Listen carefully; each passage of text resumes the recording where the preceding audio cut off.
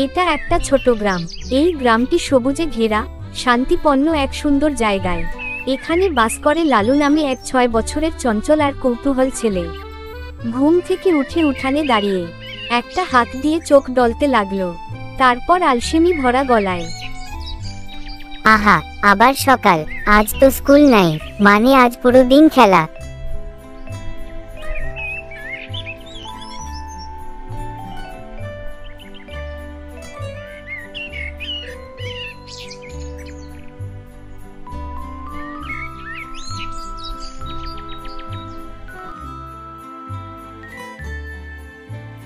আরে তুমি এখানে কি করছো? আমি একটু বসেছিলাম, আর এসে আমার ঘাড়ের উপর বসে পড়লে যে। তুমি রাগ করছো কেন? আমার নাম টুনি, আমি তোমার বন্ধু হতে এসেছি, তাই তোমার কাঁধের উপর একটু বসে আছি। পাখি কথা বলছে, এটা সত্যি নাকি স্বপ্ন? আমি এখানে দাঁড়িয়ে দাঁড়িয়ে কি স্বপ্ন দেখছি? না না, এটা স্বপ্ন না, শুধু তুমি আমাকে শুনতে পারো, কারণ তুমি একজন ভালো মনের ছেলে, তাই আমি তোমার বন্ধু হতে এসেছি। ঠিক আছে, আমরা এখন থেকে বন্ধু। তবে হ্যাঁ, তুমি তো অনেক জায়গায় যাও, অনেক কিছু দেখছো, চিনো, আমাকেও কিন্তু দেখাতে হবে। ঠিক আছে বন্ধু, চলো আজ আমরা একসাথে অ্যাডভেঞ্চারে যাই। অ্যাডভেঞ্চার? এটা আবার কোথায়? নিশ্চয়ই খুব সুন্দর জায়গা হবে। জঙ্গলের ভেতরে, আমি তোমাকে এক ম্যাজিক গাছ দেখাবো।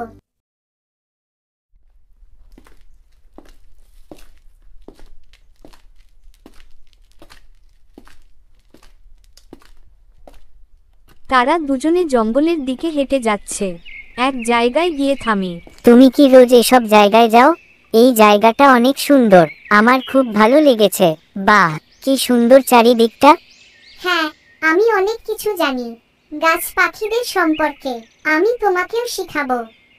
দেখো, এই গাছটার নাম লিংটি, এর পাতা রাত হলে বন্ধ হয়ে যায়। ওয়াও, গাছও রাতে ঘুমায়, এটা সত্যি অসাধারণ। আর হ্যাঁ, আর ওইটা দেখো, বুনো মৌমাছির বাসা, এর ধারে কাছে যেও না, নইলে কামড়ে দিবে। তুমি দেখছি জঙ্গল সম্পর্কে অনেক কিছুই জানো। এবার চলো তোমাকে পাহাড়ি ঝর্ণা দেখাবো।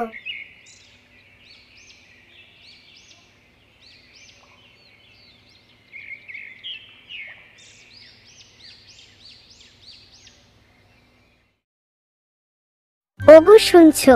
লালু তো সেই যে সকাল সকাল বেরিয়েছে, এখনো বাড়িতে ফিরিনি। তুমি? আমি কি খুঁজে দেখব? আসলে তোমাদের মা ছেলের কারণে একটু শান্তিতে থাকার কায়দা নেই। রাগ করছো কেন? ছেলেটা সেই সকাল সকাল বেরিয়েছে, আমি কোথাও খুঁজে পাইনি। ও বুঝতে পারছি, আজ তো স্কুল ছুটির দিন, সেজন্য সুযোগ পেয়ে পাড়ায় পাড়ায় টোটো টোটো করে বেড়াচ্ছে। আমার তো মনে হয় ও গ্রামে নেই, থাকলে খুঁজে পেতাম, আরও এতক্ষণ বাড়িতেই থাকতো। তুমি বলছো কি? তাহলে ছেলেটা একা একা কোথায় গেল? তুমি চিন্তা করো না, আমি খুঁজে দেখছি।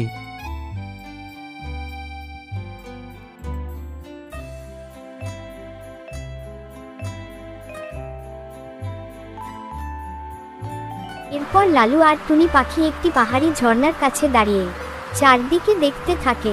লালু অত অবাক হয়ে তাকিয়ে থাকে। লালু, ও লালু, এই জায়গাটা তোমার কাছে কেমন লাগছে? খুব সুন্দর তাই না? আমি প্রায় এখানে আছি, তাই আজ তোমাকে নিয়ে এসেছি। সত্যি আজকের দিনটা অসাধারণ ছিল, তোমার সাথে না আসলে এই সৌন্দর্য দেখতে পেতাম না। কি বলে যে তোমাকে ধন্যবাদ দিব সে ভাষা খুঁজে পাচ্ছি না। সারাদিন ঘুরে ঘুরে অনেক কিছু দেখা হলো, এখন বাড়ি ফেরার পালা, চলো বাড়ির দিকে যাই। লালু ও টুনি জঙ্গলের ভেতর দিয়ে হেসে বাড়ির দিকে যাচ্ছিল। হঠাৎ একটা জায়গায় এসে চারদিকে অন্ধকার হয়ে আসে। তারা দ্রুত হাঁটতে থাকে, এক জায়গায় এসে থামে, সেখানে দেখতে পায় একটা গুহা। টুনি, চারদিক অন্ধকার হয়ে আসছে, বিদ্যুৎ চমকাচ্ছে, আমাদের নিরাপদে একটা জায়গায় আশ্রয় নিতে হবে, তা না হলে বৃষ্টিতে ভিজে যাব। চলো আমরা ওইখানে আশ্রয় নেই। ওই তো এই গুহার ভিতরে, আপাতত এর থেকে ভালো জায়গা কোথাও পাওয়া যাবে না। এরপর টুনি ও লালু গুহার ভিতরে আশ্রয় নেয়। লালু তো চিন্তায় পড়ে যায়, না জানি সে পথ হারিয়ে ফেলেছে কিনা, কিভাবে বাড়ি ফিরবে, এসব চিন্তা তার মাথায় ঘুরপাক খায়। আচ্ছা, আমরা বাড়ি ফিরবো কিভাবে? পথ হারিয়ে ফেলিনি তো? না বন্ধু, আমি থাকতে তুমি কোনো চিন্তা করো না। বৃষ্টি থেমে গেলে আমরা বাড়ি ফিরতে পারবো। বৃষ্টি না থামা পর্যন্ত এখানে অপেক্ষা করতে হবে।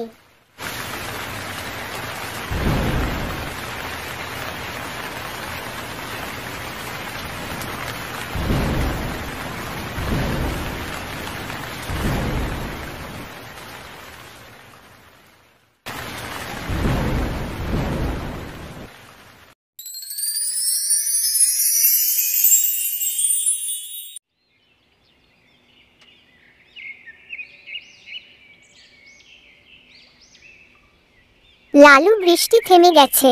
চারিদিকটা দেখো কি পরিষ্কার। রোদ উঠে গেছে। এবার আমরা বাড়িতে ফিরতে পারি। তুমি ভয় পেও না, আমি তো আছি। বাড়ি ফেরার রাস্তা ঠিক খুঁজে বের করব। চলো এবার যাওয়া যাক।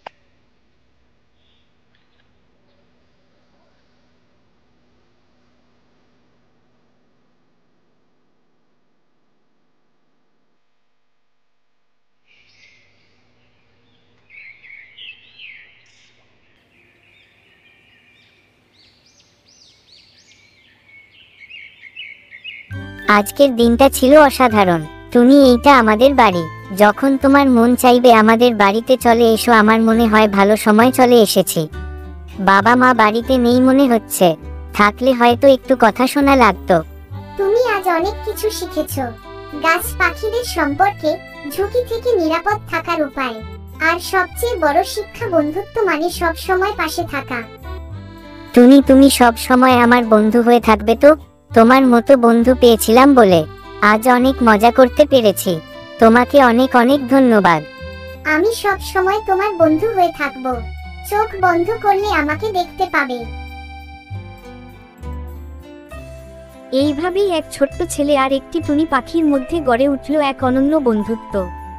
বন্ধুত্ব যদি নিঃস্বার্থ হয় তবে সেটা সবচেয়ে বড় ম্যাজিক।